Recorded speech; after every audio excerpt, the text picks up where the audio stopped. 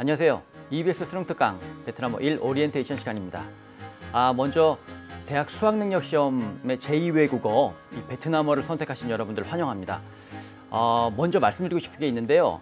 이 베트남어는 일단 공부를 해놓으시면 대학 입시뿐만이 아니라 나중에 취업할 때도 아주 이 쓰임새가 많이 있습니다. 저는 대학에서 베트남어를 강의를 하는데 베트남어를 공부한 학생들은 지금 회사에서 너도 나도 뽑으려고 해요. 그래서 회사를 골라가는 그런 입장이거든요. 그렇기 때문에 이 대학교를 준비하는 그 과정에서 이 베트남어를 공부하신 분들은 나중에 쓰임새가 많다는 것을 알려드리고요.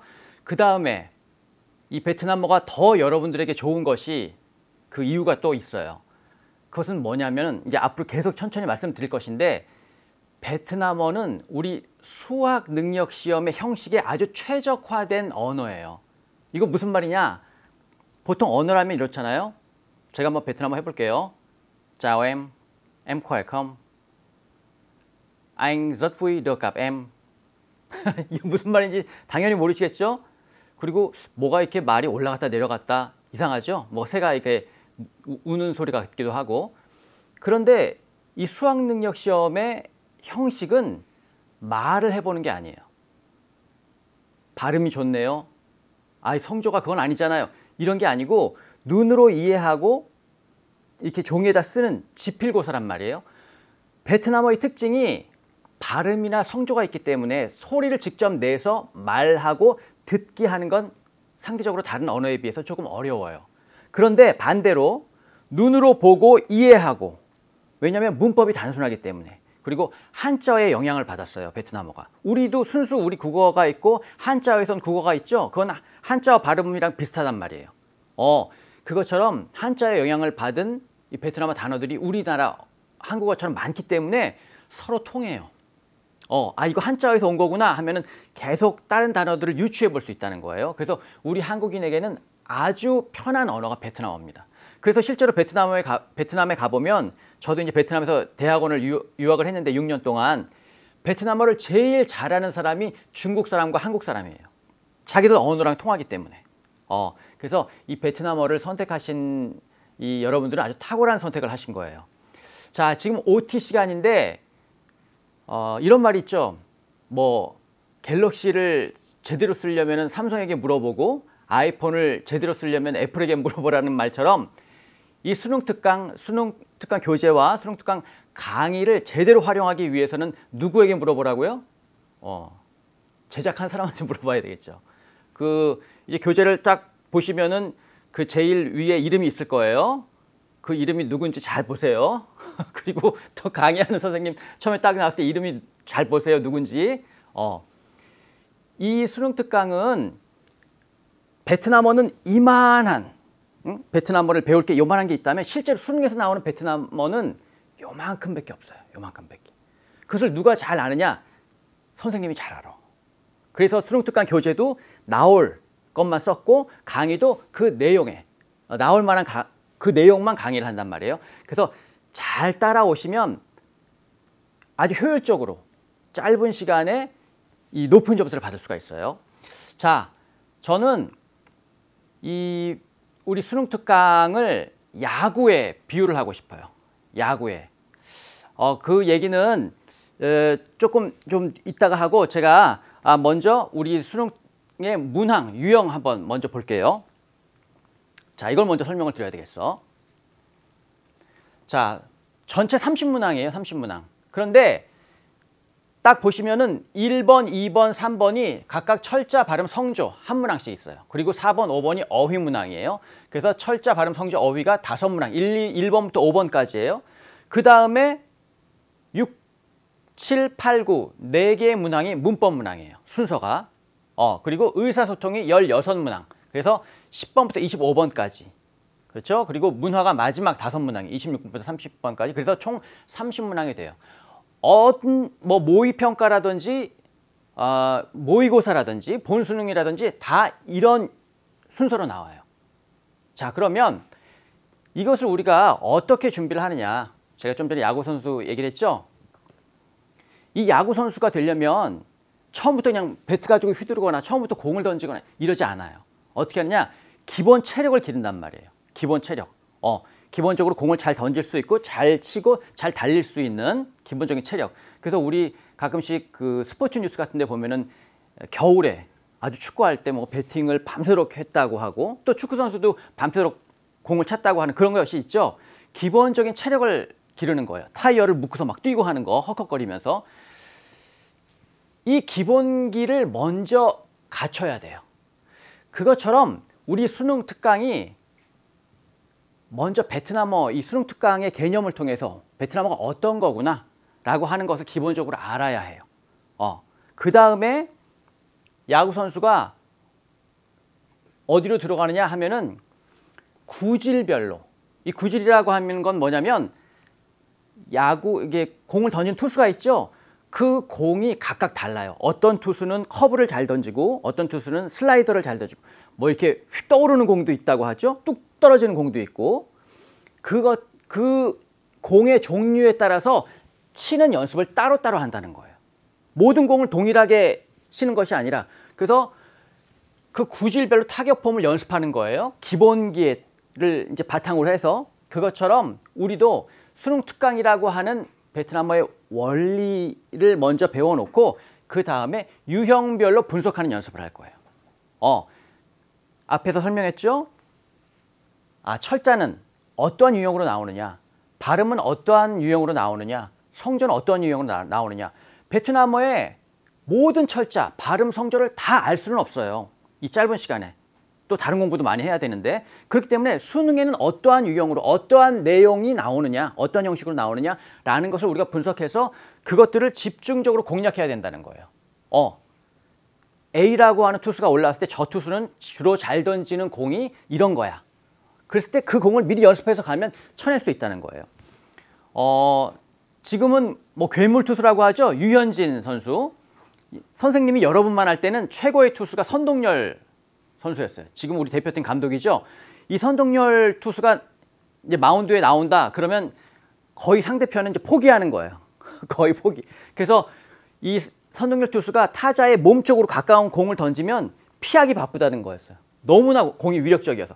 그런데도 그 선동열 투수의 공을 쳐내는 선수가 있었으니 그 선수가 누구였냐? 어떻게 준비를 하는 선수냐? 이런 상황에 선동열 투수는 이런 공을 주로 던져 라고 해서 그 공만 맨날 연습했던 선수들이에요. 그래서 그 선수는 그냥 타격 이 자리에 딱 올라가면서 난 그 공 오면 칠 거야. 다른 공 오면 그냥 죽는 거고 그 공 오면 칠 거야.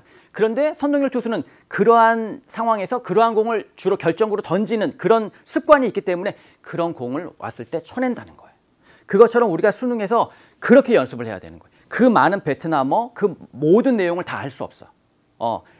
수능 문항을 내는 선생님들도 바로 선동열 투수처럼 정해져 있다는 거예요. 선생님들이 좋아하는 내용, 선생님이 좋아하는 형식이 정해져 있어요. 실제로 우리가 이 30문항을 보면 30문항의 문두가 서로 다 다른 것 같죠? 자세히 보세요. 크게 다르지 않아요. 문두가 거의 비슷해. 그렇다고 하는 것은 형식이 비슷하다고 하는 것이거든요. 바로 그 얘기예요. 자, 그래서 우리 수능 특강에서 단어나 회화, 또 문법으로 이 개념을 익히고 그 다음에 거기에 관련된 문항을 풀어볼 거예요. 그러면 이런 내용들이 이렇게 문제화 되는구나 라고 하는 걸 알 수가 있죠. 자, 이제 교재와 강의를 좀 설명을 하려고 해요. 우리 교재는 20강으로 되어 있어요. 그 순서가 보통 본문 회화가 있고요. 여기에 들어간 단어가 있고 그 다음 여기에 쓰인 문법 설명이 되어 있어요. 이것이 두 개가 있어요. 그러니까 본문 회화가 두 개가 있는 거죠. 1이 있고 2가 있어요. 그리고 수능 따라잡기라고 해서 어떤 문법 사항이라든지 상관어구 같은 것을 정리해 놓은 것이 있어요. 또 문화, 지문이 있어요. 베트남어 문화. 어떤 도시라든지 어떤 풍속이라든지. 그리고 이것과 관련된 실전 문제가 각 강마다 12문항이 있습니다. 12개의 문항이. 그런데 이 하나의 교재의 한 개의 강을 우리 강의 한 개 강에서 다 하기는 좀 벅차요. 시간상.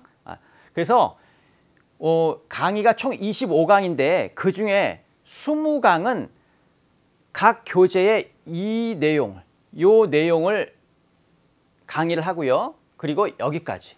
그리고 여기에 관련된 실전 문제를 풀어봐요.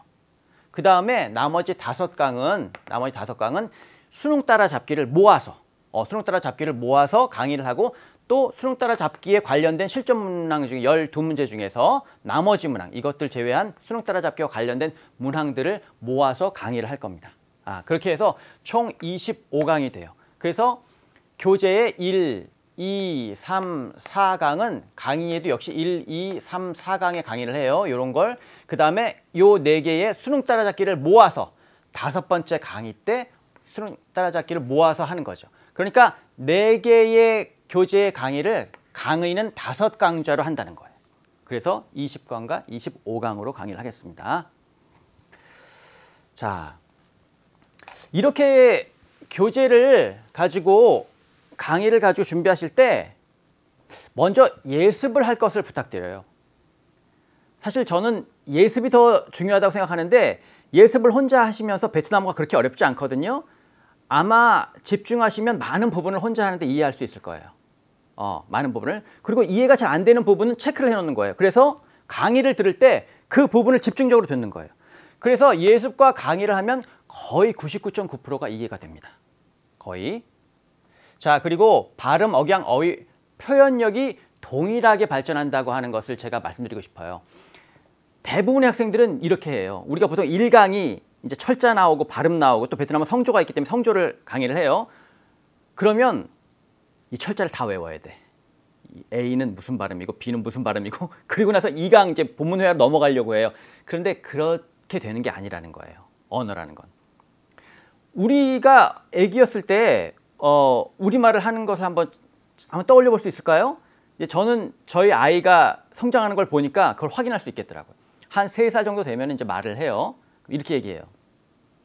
아빠, 엄마, 나 이렇게 얘기를 해요. 뭐라고? 에이, 그냥 확 주워받고 싶은데 또 똑바로 말 못해? 그러면 이제 아이가 상처받겠죠? 그런데 저는 말을 못 알아듣겠는데 엄마는 말을 알아듣는 거예요. 그러면서 이렇게 얘기를 해주는 거예요. 엄마가. 엄마랑 아빠랑 같이 나가서 놀자고. 그러면 애가 자기가 하고 싶었던 말이 그거라는 거예요. 근데 그렇게 유창하게 말을 못하는 거야. 어휘나 문법적인 어순이나 표현력이 그렇게 정확하지가 못해. 그래서 그 3살 처음 말을 배울 때 하는 말이 아빠, 엄마, 나가 이 정도밖에 안 되는 거예요. 그러면 엄마가 계속 그 말을 해주는 거죠. 엄마랑 아빠랑 나가자고 이 말을 10번, 100번, 1000번 들으면 그 아이가 점차 그 말을 듣고 엄마, 아빠랑 같이 나가서 놀자 이런 말을 할 수 있게 되는 거예요. 그러니까 서울에서 자란 애는 이런 말을 하겠죠. 만약에 경상도에서 자랐으면 어떻게 할까요? 경상도 말을 들었으니까 경상도 말을 하게 되는 거예요. 그렇죠. 전라도에서 자란 아이는 전라도 말을 들었으니까 전라도 말. 미국에서 자란 애는 미국 엄마의 말을 들었으니까 미국 말을 하게 되는 거죠. 바로 그것이 우리가 말을 배우는 과정이거든요. 그렇기 때문에 발음이나 억양이나 어휘 표현력이 동일하게 0단계에서부터 다 같이 올라간다는 거지 나는 1과에서 발음을 다 끝낼래. 이건 아주 비효율적이라는 거예요. 비효율적이에요. 그래서 1과에서 다 끝내려고 거기 집중하다 보면 너무 재미가 없거든. 뭐 A는 뭐 B는 뭐 근데 자꾸 까먹고 그러니까 포기하게 돼요. 에너지를 많이 쓰고. 그러니까 그렇게 하지 말고 이런 게 있구나 라고 하는 정도로 넘어가면 이제 2강, 3강, 20강까지 있죠. 가면서 전체적으로 올라간다는 거예요. 전체적으로 올라간다. 그리고 반드시 잊지 말아야 할 거 뭐라고 그랬어요? 베트남어의 특징이. 또 우리 수능 시험의 특징이 뭐라고 그랬어요? 소리를 직접 내보는 거예요? 아니죠. 눈으로만 이해하면 된다는 거예요. 그렇게 상대적으로 소리를 하는 것은 비중이 낮아요. 우리 수능 형식은. 자, 그래서 바로 그러한 베트남의 특징을 파악하라는 거예요. 바로 그러한 베트남의 특징을 파악. 자, 이거 한번 보세요. 이것은 베트남어에만 해당되는 거예요? 아니에요. 각 과목별 특징이 다 있어요. 그것을 잘 파악해 보라는 거예요. 수학은 수학의 특징이 있고 과학은 과학의 특징이 있고 국어는 국어의 특징이 있죠. 그래서 제가 홈페이지에 우리 이 수능특강 베트남어 1의 목표가 뭐냐면 베트남어를 통해서 외국어 학습에 자신감을 갖게 하는 거예요. 이 특징을 알면 이것이 문제가 뭐구나, 이건 특징이 뭐구나. 그래서 나는 이렇게 접근할래, 나는 저렇게 접근할래. 그래서 문제를 해결하는 능력을 길러가는 과정이에요. 그것이 요구된다는 거예요. 이것이 바로 자기주도 학습 능력이거든요. 그래서 이것을 깨우치면 나중에 대학을 가서도 또 직장을 가서도 누가 가르쳐주지 않다 하더라도 내가 늘 그래왔으니까 이것의 문제는 뭐구나. 이거 특징은 뭐구나. 그럼 난 이렇게 접근할래. 난 이렇게 해결할래. 이렇게 되는 거죠. 그러면 우리 종합적인 업무 수행 능력이 뛰어난 사람이라고 평가를 받는 거예요. 지금부터 하는 거예요. 지금부터. 자, 그러면 이제 준비됐나요? 자, 제가 말씀드린 베트남 특징을 잘 기억하시고 우리 1강에서 뵙도록 하겠습니다. 자, 1강에서 뵐게요.